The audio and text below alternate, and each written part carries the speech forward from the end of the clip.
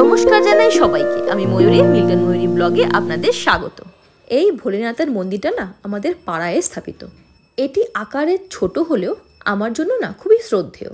অভ্যেস হোক আর ভক্তি হোক না কেন, আমি যখনই এই মন্দিরটার সামনে দিয়ে যাই তখনই মাথা ঝুঁকিয়ে প্রণাম করি আর জয় ভোলেনাথ বলি।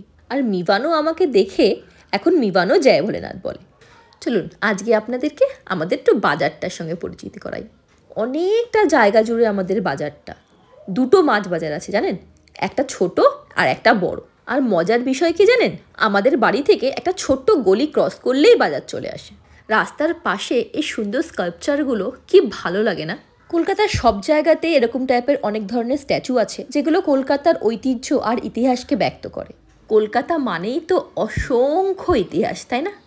এই যে মাছের বাজারে এসে গেছি, এটা হলো আমাদের বড় মাছের বাজারটা। সকল রকমের বড় বড় মাছগুলো সব এই বাজারে পাওয়া যায়।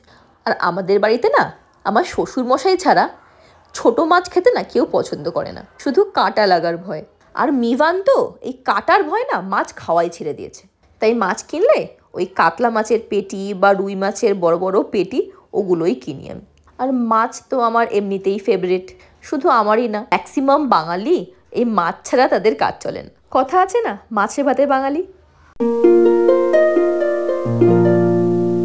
কোনো পুজোর অকেশন ছাড়াই আজ দেখলাম খই বিক্রি হচ্ছে বাজারে। আর নতুন গুড়ও উঠেছে।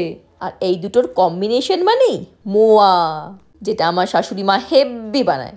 এই যে বাড়ি এসে দেখলাম আমার শাশুড়ি মা রান্নায় লেগে গেছেন।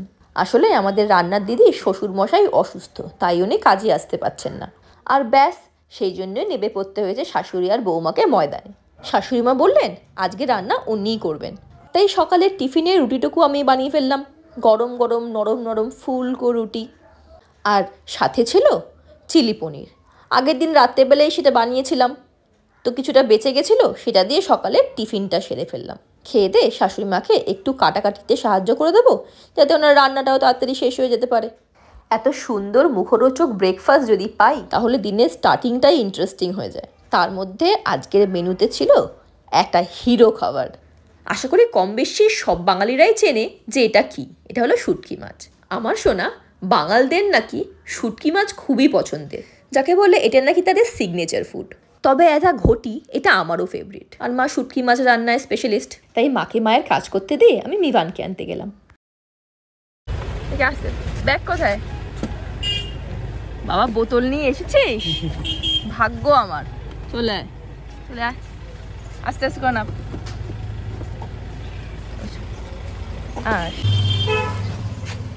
কি চিকেন লেগ পিস? আবার আজকে চিকেন লেগ পিস? আজকে ফিশ, জেলিওয়ালা ফিশ। চলো।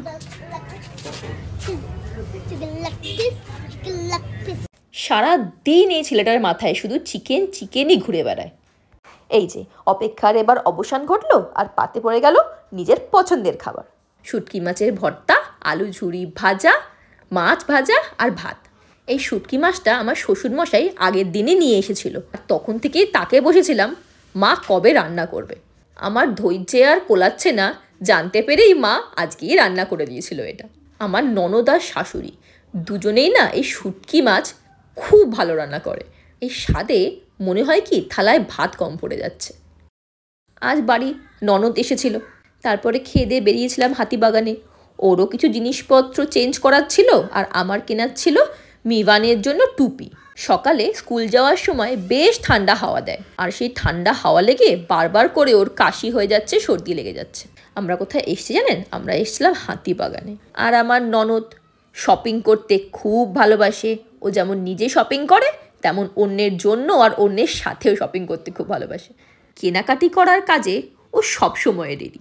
আর এই হাতিবাগান একটা এমন জায়গা যেখানে আসলে মেয়েরা তাদের ইমোশনকে আর নিজের ইচ্ছাকে কন্ট্রোল করতে পারে না, যে কি ছেড়ে কি নেব, কি না পাওয়া যায়। কত রকম রং বেরঙের চোখ ধাঁধানো জুয়েলারি, কি সুন্দর সুন্দর ওড়না দেখছেন। শুধু এই না, ঘর সাজানোর সকল সামগ্রীও ওখানে পাওয়া যায়।